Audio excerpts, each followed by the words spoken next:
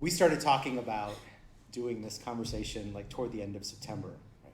So since the beginning of October, the People's Liberation Army, the PLA, specifically the Air Force, has done something like 150 incursions into Taiwan's air defense identification zone. And if you look at the graph over time, it's like a steady number and then it jumps way up.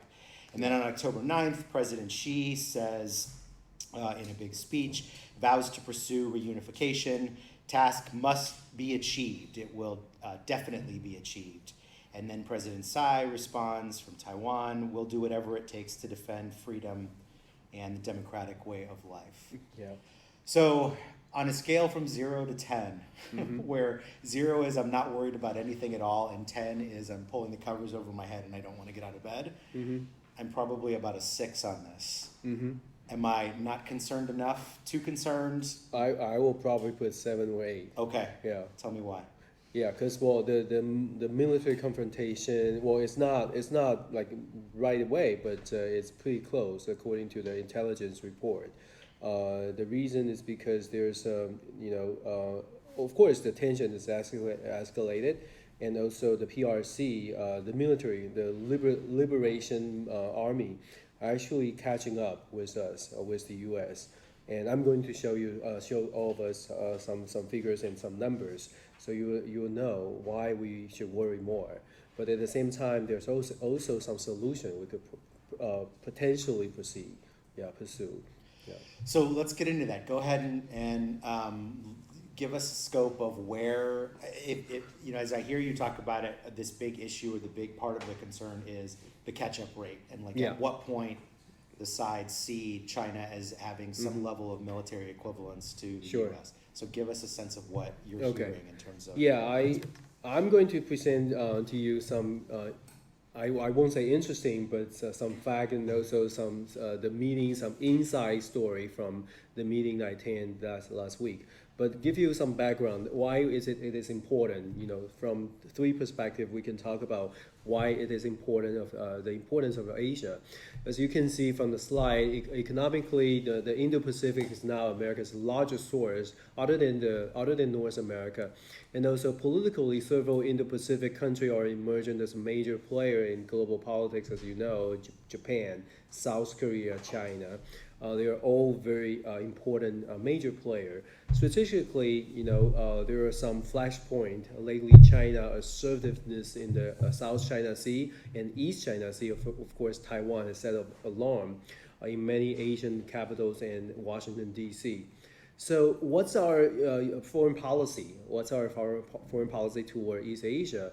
As you probably know, in the past 200 years, since the very beginning of our country, we have remarkably consistent. We take this foreign policy toward Asia very consistent.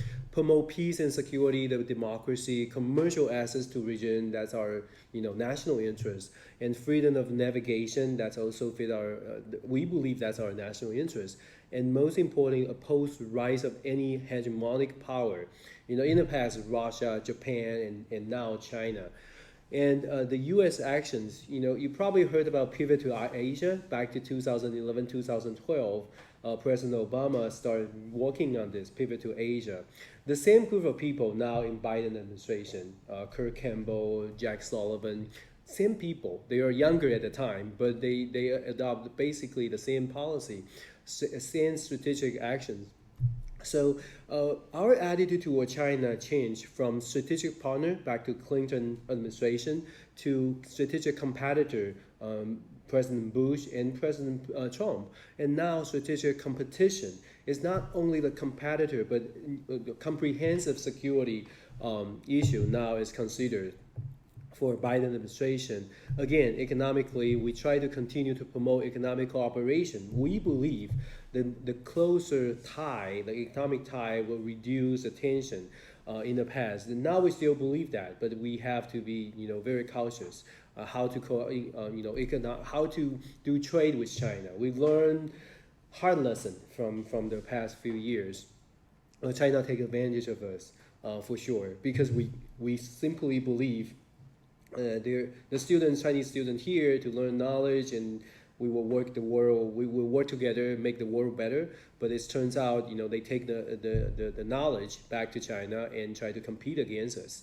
Of course, you may have different view on this, but that's how we see the aggressive of China.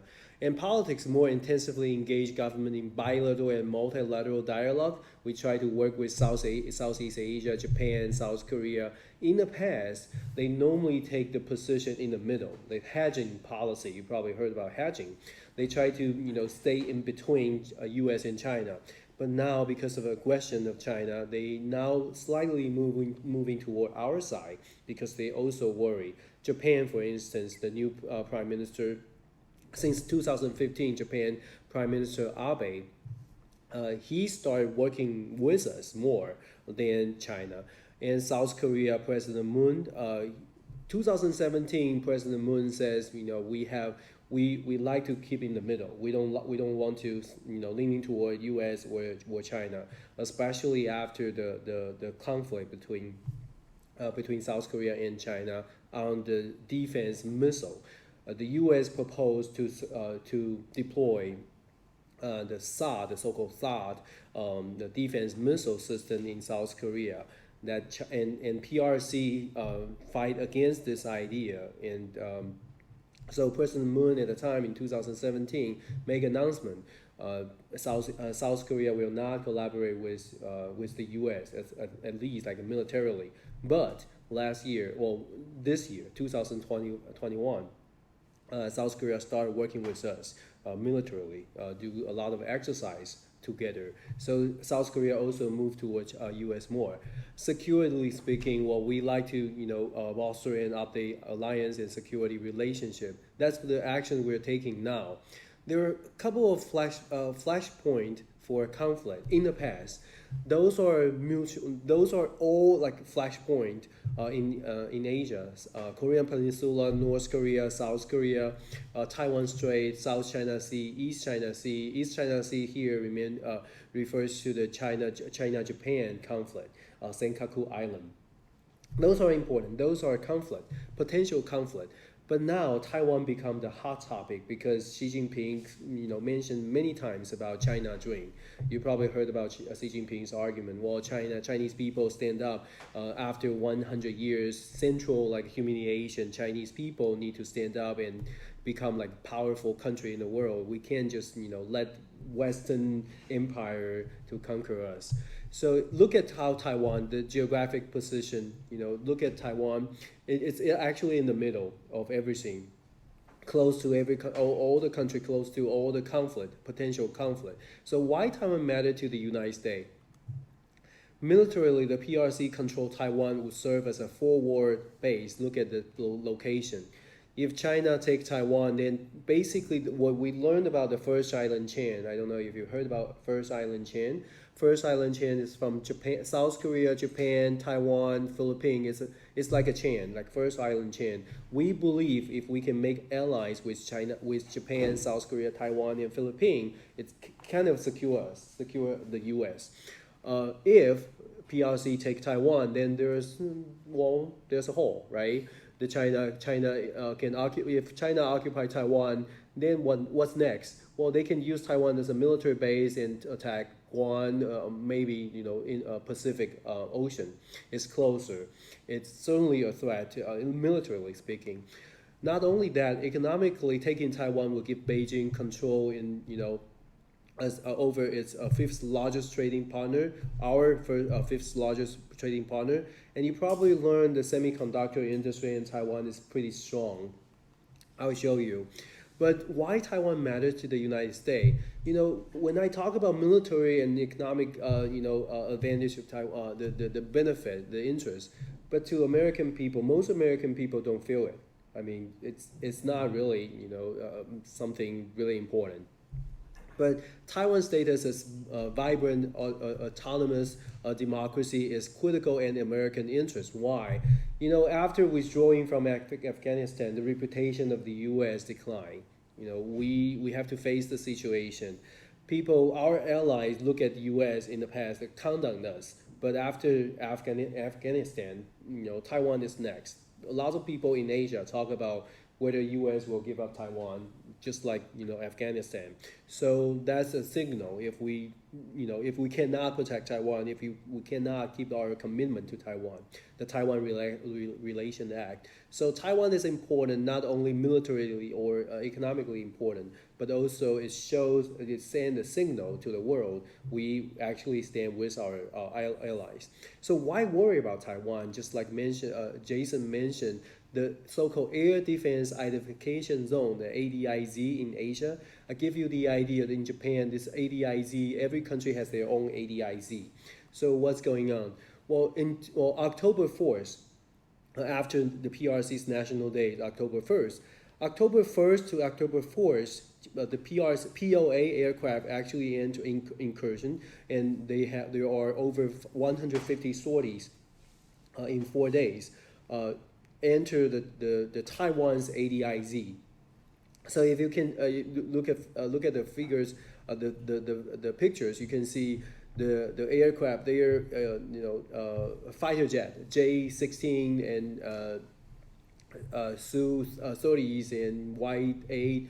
Those are the numbers. 52 in 1 day and over 150 sorties in 4 days. It's strong signal. Showing that PRC has the capability to take over Taiwan. That's what they try to tell us. Dennis, let me ask a question. Yes, sure. So on that, so it's a signal of their capabilities, yes. A direct signal of their capabilities. Yes. But what else? Because to me, I see that and I say, I think the signals were there, Mm-hmm. and so I'm trying to think about why the relatively sudden escalation. Clearly it's around October 1st and there's a meaningful kind of symbolic aspect to it. Yeah. But what else what else do you think is motivating Xi to, China more broadly to have this rapid escalation that we saw the last couple of weeks? Yeah, the U.S.-China tension make a lot of people in Asia believe that the Taiwan were moving extremely close to the U.S. And we try to send a signal we're going to support Taiwan. And PRC, Xi Jinping want to cut off that connections. Xi Jinping want to show the U.S., don't help Taiwan because we have the capability to take over Taiwan. If you help Taiwan too much, if you support Taiwan too strong, then we are going to take actions. They don't want to see Taiwan independence, de facto independence. So they like to send a signal, stay away from Taiwan. So we will stay put. If you stay too close to Taiwan, if you keep your close relationship with Taiwan, then we're going to take action. That's the signal. That's the reason why motivate Xi Jinping to do more. And recently, as I said, during COVID-19, the semiconductor industry is extremely important. The TSMC, I will show you. But the point is the U.S. tried to include Taiwan to the production chain because the computer chip is mostly made in Taiwan. So we try, from our perspective, the national interest perspective, we like to have Taiwan as our ally, not only for the military perspective, but for the economic perspective. We like to have the chips. So if you look at the comparison, military power comparison, Rand Institute, they have this analysis. Although it's not the most latest one, but they keep doing this. I believe they will release their new report sometime next year. But 2017, look at the figures, you will know it. Well, in 1996, we basically, we can overcome anything. In 1996, the dark green means we enjoy the major advantage. The dark green means a major advantage. As you can see, in 1996, we have major advantage in most of the category. Only the U.S. counter space. But 2017, see how the color change. The color change basically indicate our advantage is gone. I mean, we don't have we don't dominate in all different situations. And that's 2017. In 2021, now it's even closer. And as I said, the Taiwan Semiconductor is important. The TSMC, you probably heard of this company. You can get a stock if you like. You can invest TSMC. I can assure you that you will make some profit.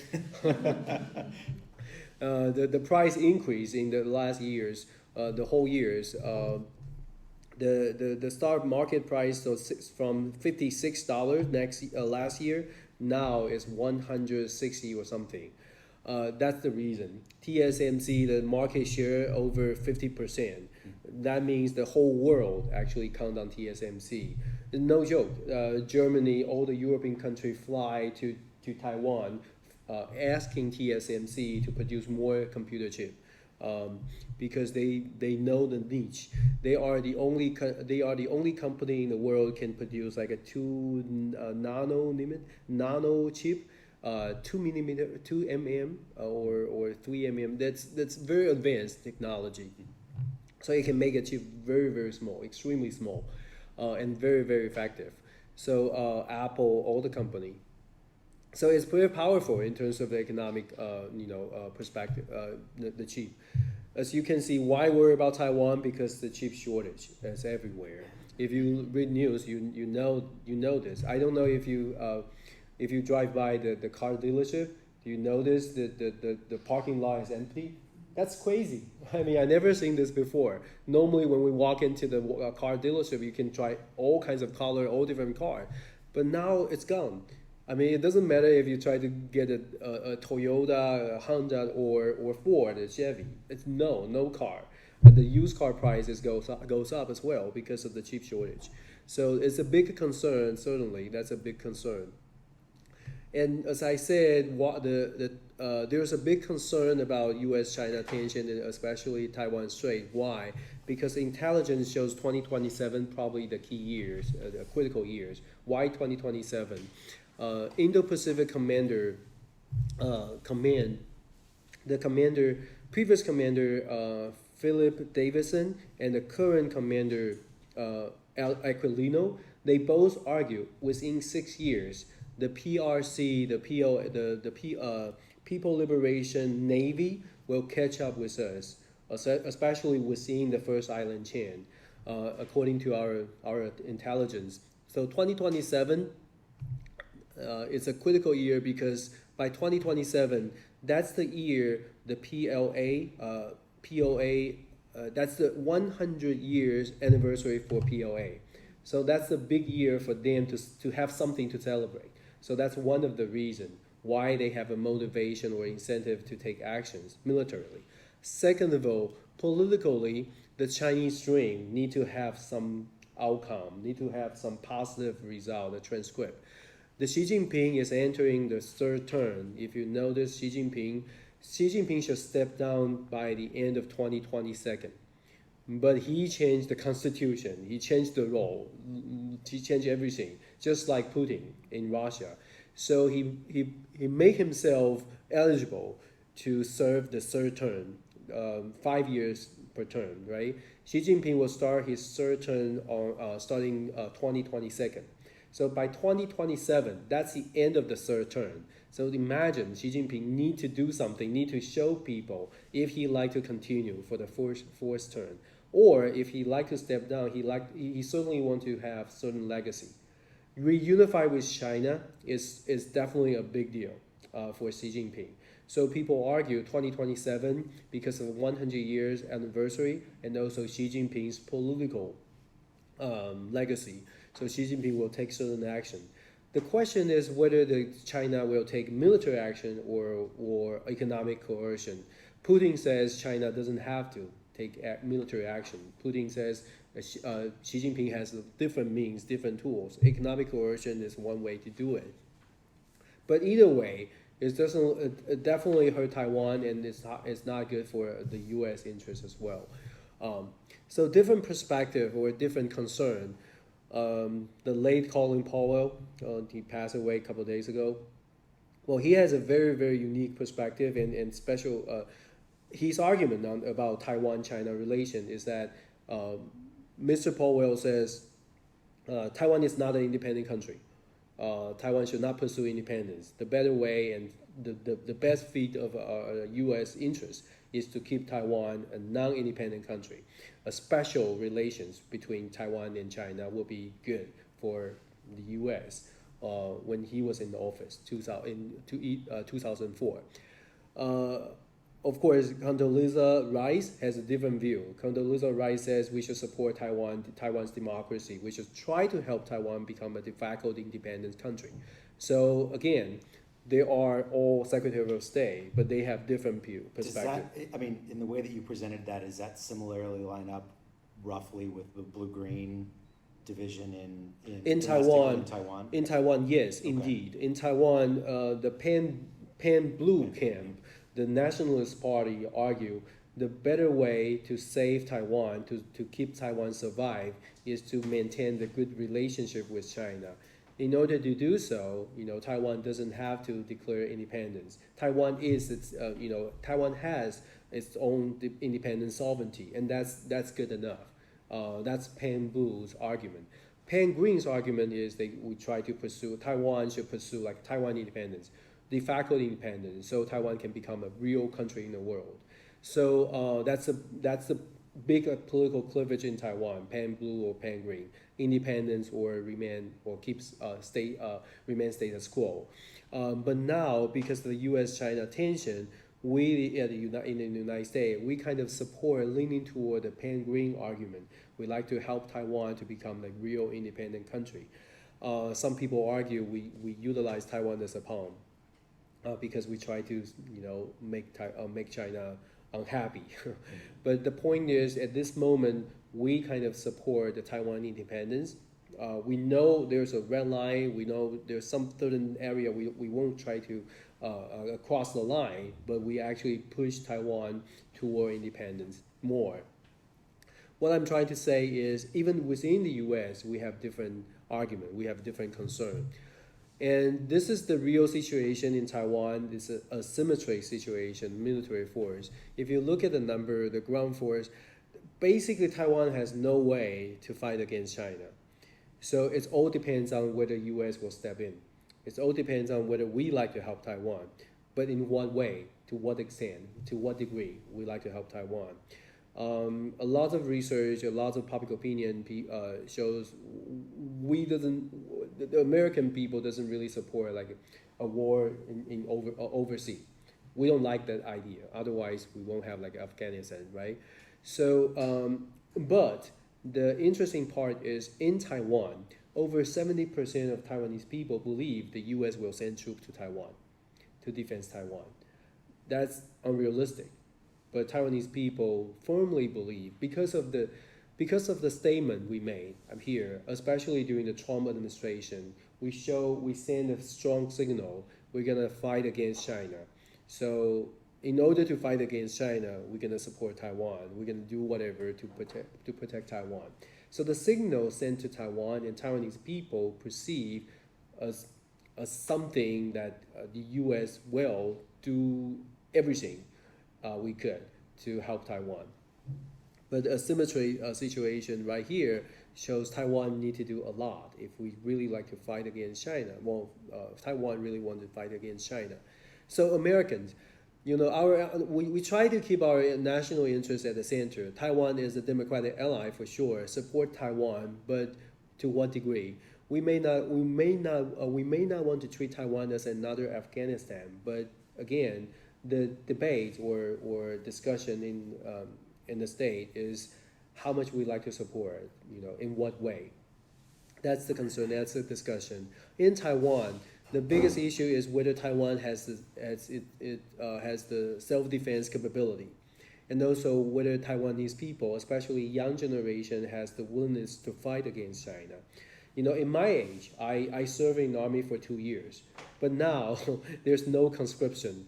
Well, now the younger generation in Taiwan, they still go to the military camp for 4 months. We know it's not a war is not like give you a gun and you know how to fight. It's not like that. Normally, if you got a gun, you shoot yourself. You hit your friends and not your enemy. That's the thing. But so whether Taiwanese people really know what military conflict means, whether especially the younger generation, they don't have a strong willingness to fight. Like I said, 70% of Taiwanese people believe the U.S. and our the Taiwan's democratic ally will step in and do something for Taiwan. That's the big concern. And also there's a concern about misinformation from China. The PRC utilizing all the social media to distribute and to share like misinformation against democracy. They keep saying democracy doesn't work. Democracy is not function. Look at the U.S. They cannot pass a bill, right? They keep saying this. They keep saying that, the American democracy doesn't function. The American democracy doesn't provide good life because, look at their national debt. Look at how long does it take for a bill to pass in the U.S. So they send those information to Taiwan, and it's kind of convinced some people in Taiwan. That's a concern. In China, from China's perspective, their concern is whether, they need to take Taiwan. The political need for most of the Chinese politicians is for political need. They don't really need Taiwan. They have money. They have everything. The real reason to take over Taiwan is political need. Why political need? If you look at China, we can't get accurate data. I have to say this. All the the GDP, the economic index doesn't reflect the real China. If you look at the power shortage lately in China, also the real estate problem, and Alibaba, Jack Ma was kind of house arrest for a year. This morning they make announcement. Jack Ma, Ma Yun, is now in Spain, finally out of the country, and it make the Alibaba stock market boost today. Lots of information shows in China there's a lot of domestic problem, especially economically. Even though the number looks good, but the number's definitely not for real. Okay, so what I say here is there's it potentially has some political needs. She needs Taiwan if PRC experience difficulty, especially economic difficulty, because they have no elections. The government's legitimacy purely based on economic performance. If people doesn't feel good, if people are not satisfied with their life, well, they probably will protest. They probably will take actions. And Xi Jinping tried to avoid that. How to avoid that? Nationalism, right? The U.S. is bad. The Western country try to conquer, try to do a lot of bad things to China. So Chinese people stand up. The nationalism is very useful. There's a book called Powerful Patriot by Jessica West Chan from Cornell University. She do a lot of research on that. The PRC government actually utilize the nationalism whenever they need it, whenever they experience like economic downturn. Protests against Japan, protests against South Korea. That's all patriotism, nationalism. Very useful and powerful tool that PRC utilizing. So those are the concern, and that's the short briefing. Well, thanks. So I have one more question, and then we can open it up. So Putin's comments are interesting. We talked a little bit about this the other day, because effectively what I see him saying is there's no need for a traditional large-scale military invasion here. You could do this much more surreptitiously. Yeah. And Putin, without saying it, is saying, and I've got the playbook. I've done this before, right? Yeah. And so that leads to the question about why she or anyone else in the future, we seem to be really worried about a classic invasion, whether it's come across the straits and have a land invasion or just park ships and blockade. How much of the worry within Taiwan, or how much worry do you have about a much more sneaky, for lack of a better way of putting it, way of doing this, where the U.S. is trying to figure out and others are trying to figure out what's going on, because it's just not clear whether this is a full-scale takeover or not. whether it's through splitting public opinion or through fomenting domestic unrest in Taiwan, those other kinds of factors that they might be able to utilize in a way that's less direct. Well, I will say I'm worried about the China taking actions. I believe there will be some actions, but probably not like a full scale military conflict, because that's too costly for all the world. Sure. That's also one of the reason why Putin says China doesn't need to do like military invasion. Because we have to know that Russia and China, they have some kind of alliance or treaty. So if China getting involved in any kind of military confrontation, Russia probably will be forced to do something. That's not Russia's national interest, right? So Putin says something in front, says, you are smart enough, don't do this militarily. You have economic coercion, all different tools you can use. So Putin is kind of helping Taiwan, but not really helping Taiwan. Russia doesn't care about Taiwan. Russia cares about whether, he will be dragged into this problem. So, but again, from Taiwan's perspective, I would say economic coercion is for real. 45% trade, Taiwan's, foreign trade is with China. There's a very, very like a highly interdependent situation between Taiwan and China. That's why Taiwan need to be very careful about the cross-strait relations. And the Pan-Green camp, the current like incumbent party, President Tsai, he believes as long as we keep like very good relations with the U.S. will change the policy toward Taiwan from strategic ambiguity to strategic clarity. But it doesn't happen. Kirk Campbell, I forgot his title, but Kirk Campbell is the one who in charge of the Asia things. Kirk Campbell specifically says strategic ambiguity is still best the interest of the U.S. So Taiwan is try to move toward the independence, but it's difficult. And we, from U.S. perspective, from U.S. side, we should be very careful. We on the one hand, we worry Taiwan will, we worry about China take over Taiwan. But on the other hand, our best interest is not to get in trouble. It's not use our military force to protect foreign country. Even though that's a democratic ally, I don't think that's our interest.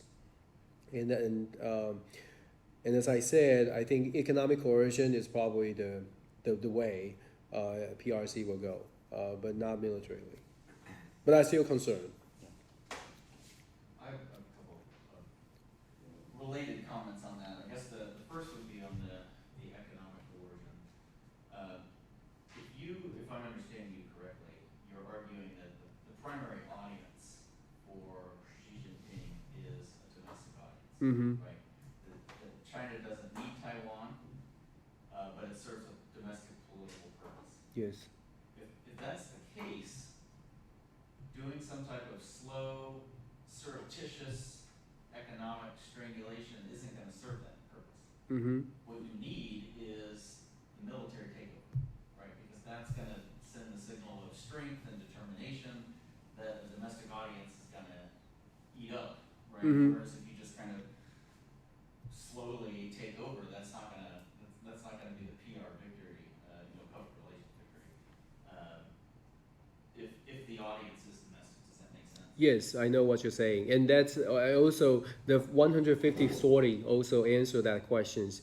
On the one hand, it shows the U.S., the Western democracy, they are capable, taking over Taiwan. But on the other hand, they're showing domestic, audience, hey, our PRC, POA Air Force is so strong, so we can send like 150 sorties in 4 days, and no one can send anything. So it's the military force for Xi Jinping. It's a show to the world, and also show the domestic audience. And you're right. The military action will make people excited, But does it has to be like a real fight? Probably not. Exhibition, right? The Air Force show, like air show, flight show. Yeah, that's good enough because if you turn on the Chinese news, it shows the different the fighter jet on the Taiwan's ADIZ is good enough for Chinese people domestically.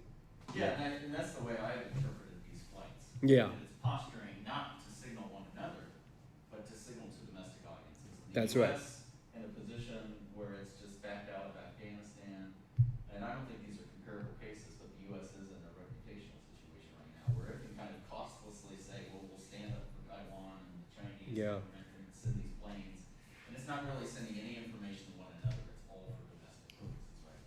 And so the idea that this is that number of flights is any way of a signal that things are deteriorating, I think it's all just bluster Yeah. for domestic audience. Yes, I agree with you. That's why I interpret this as it's not close to the blink. It's not close to the real fight.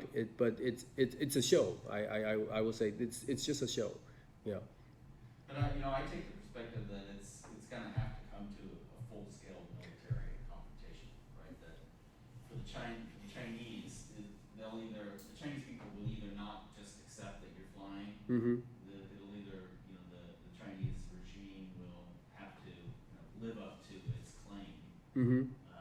just like all the revisionist powers Mhm. have to at some point. That you're either going to If the tensions continue Right. to escalate it, Right. yes, I think that would be a concern.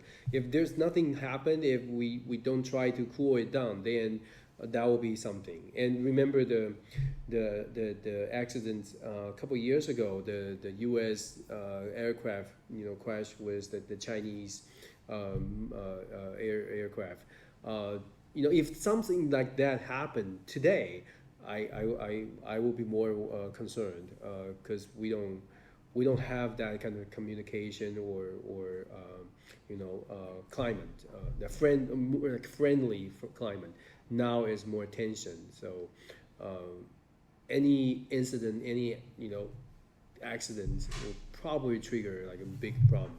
Are the people that you're hearing from, to follow up on John's first point, the people that you're hearing from, are they perceiving the actions from the beginning of October, the flights, in that same way? Because that obviously is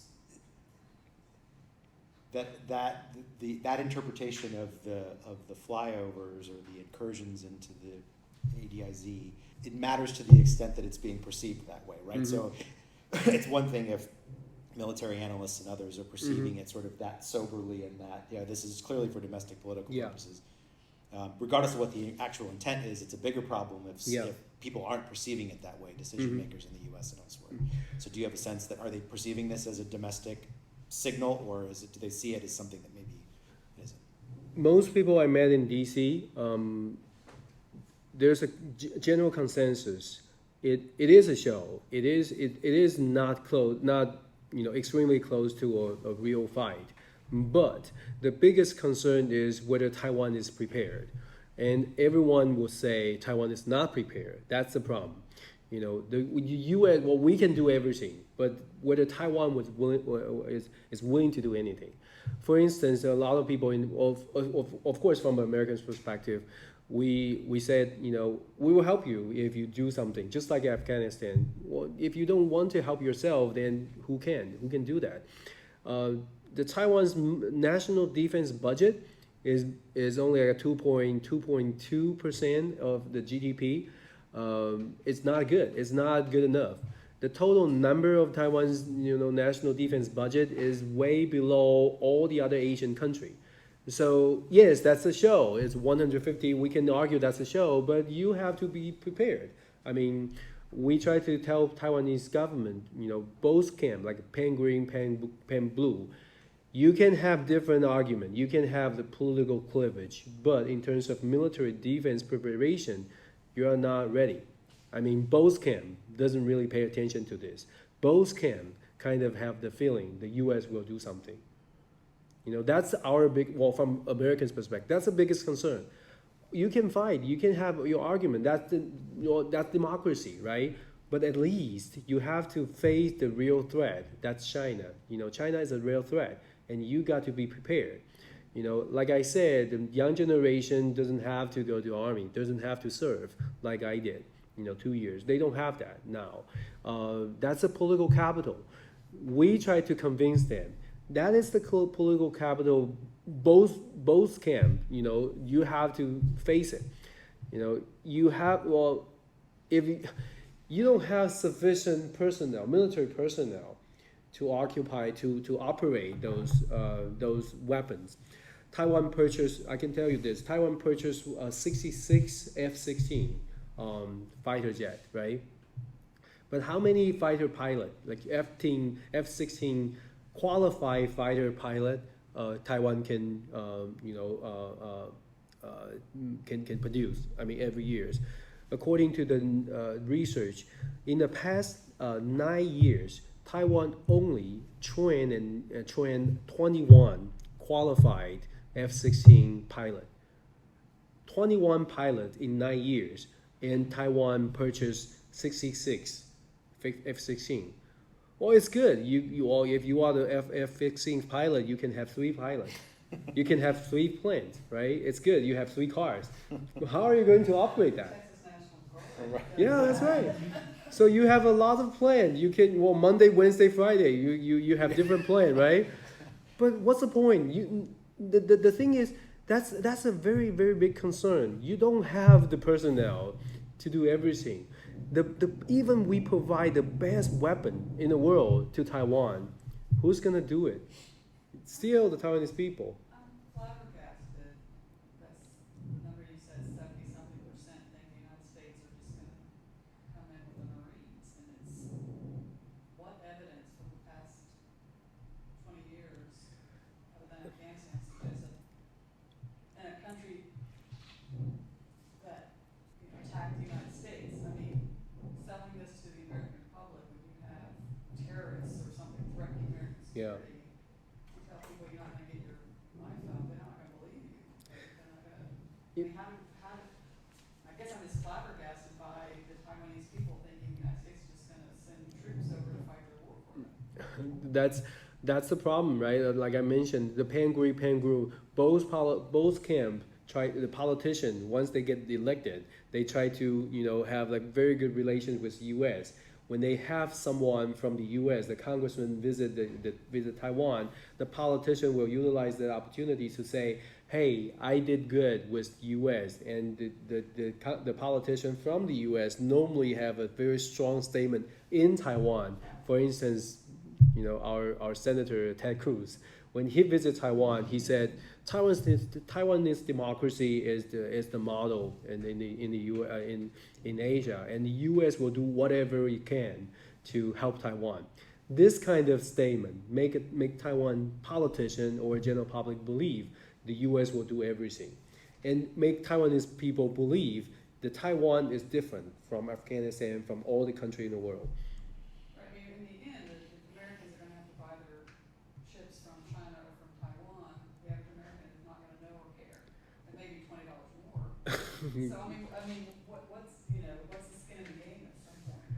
Well, as I said, that's the game the politicians play in Taiwan, and unfortunately, most Taiwanese people don't realize, the reality is different from what they hope, what they expect. It's interesting, but it's sad. Has that changed? That's right. In terms of, I'm connecting this with other conversations we've had where I know that in the run-up to the election, in a lot of the media that you did, people were looking at you saying, what is he talking about? Because everyone in Taiwan was convinced that Trump was going to win. That's right. I got criticism, and they said I'm an assistant professor, just like a TA. He doesn't they put a lot of things like, assistant professor is a TA, he doesn't know anything.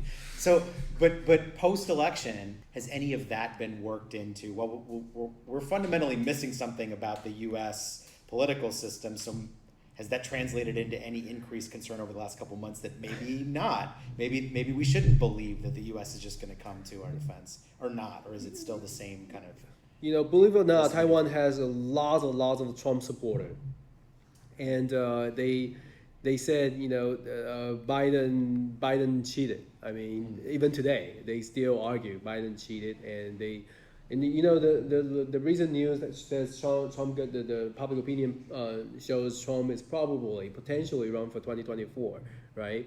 And there's a lot of Taiwanese news talk about Trump potentially will help Taiwan fight against China, and they look forward to it. It's like, it's really. It's about independence, the national identity, independence, unification issue, and they have like very high expectation on President Trump, and well, We're living in an alternative universe, so. yeah.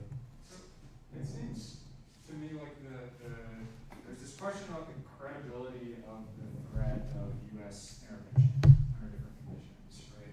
And it seems like, and the credibility to the Taiwanese, but also credibility to the Chinese. Perpetuating the idea that this is actually a credible threat of U.S. intervention in the Taiwanese audience seems to be self-defeating, because that's what continues to allow them to not invest in the things that we want them to invest in. So that part I don't really get. But it seems important whether or not China believes that the U.S. counter threat is credible. And it seems like what would make this a stable equilibrium, if it is a stable equilibrium, is the belief that that threat is credible, right? Do you think is that right? Do you think that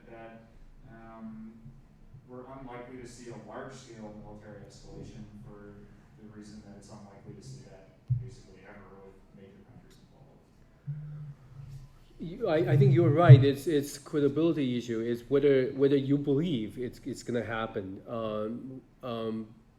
My take is that China certainly knows the real war is too costly. Given what China facing now, China try to, let's put it this way, there are more than, I think, 600. There are more than 600 million people in China still live under poverty. Okay, so what does that mean? That means Chinese government need to do something to make people live better, right? So a war, a military conflict, it's good in a way that Xi Jinping can make people feel good, but it definitely hurt the PRC, the Communist Party, in China. So that's why I said I don't believe a real war, a military conflict will actually happen. But on the other hand, I do believe he has to take actions, different actions, not militarily. At the same time, the US-Taiwan relation really makes Xi Jinping worry about Taiwan's future. The US-Taiwan relation, if the US-Taiwan relation gets closer and closer, Xi Jinping's concern is Taiwan will actually declare independence. If Taiwan declare independence, then Xi Jinping gonna fail. Because he said Taiwan is part of China. He always say that. And she cannot lose Taiwan. If she lose Taiwan, there will be like Tibet problem, Xinjiang issue, right? All the different provinces will probably take certain actions, maybe declare independence. What we don't know and what we probably can know is there's protests, there's riots within China. I mean, that's real. It's not just rumor. Lots of people in China actually try to fight against Xi Jinping. There are some rumors about assassinate about Xi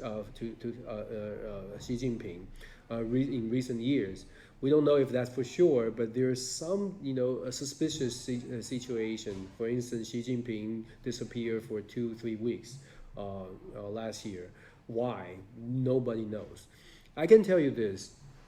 And I told Jason before, 2015 to 2017, I took student groups during the summer to China every year during the summer. 2015, 2016, Xi Jinping get into office 2012.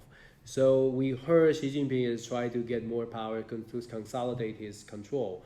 But 2015, 2016, when I took students to China, it's fine. I mean, well, we interact with local, like Chinese students, no problem. There's no interruption.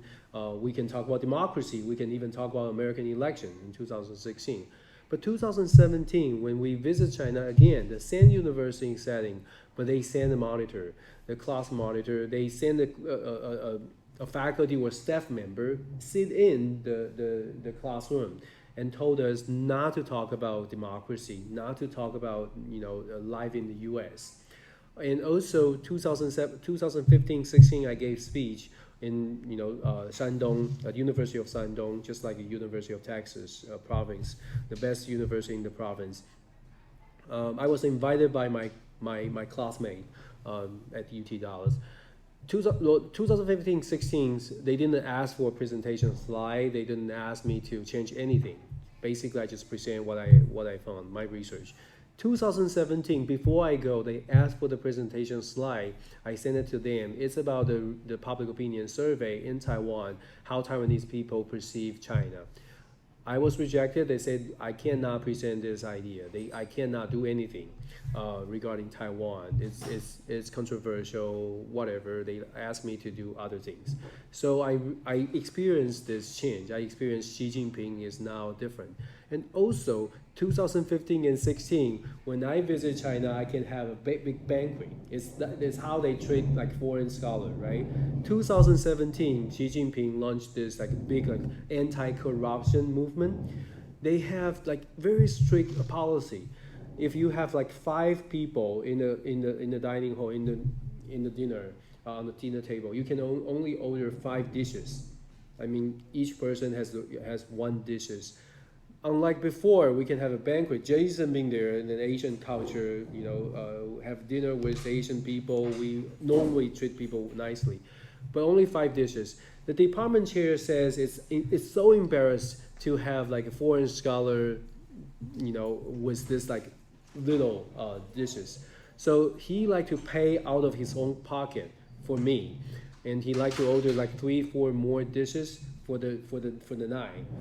And the waitress actually entered the room and said, no, you cannot do this because it's against the national policy, and we will all get fined, and we will all get punishment. So I try to tell you that there's a big difference, in China, and people are not satisfied. What I can tell is, well, I asked my friend, my classmate, you okay with that?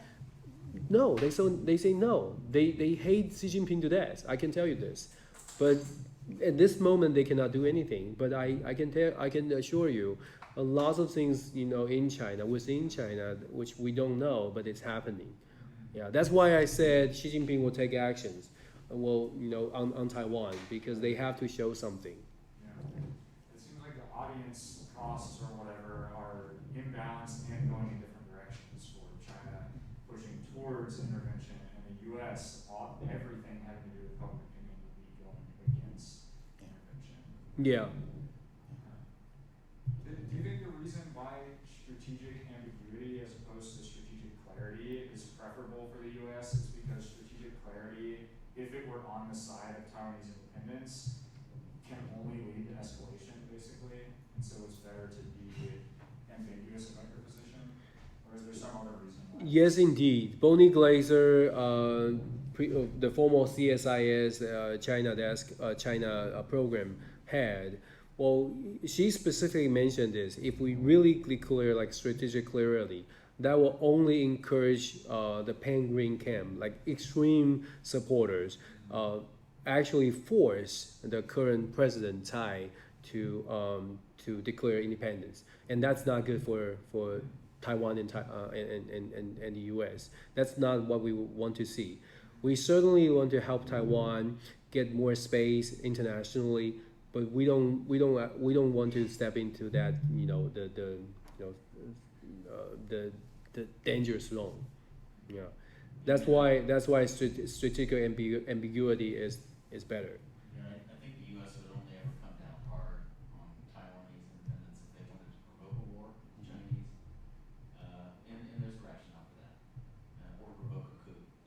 Mhm. It's later.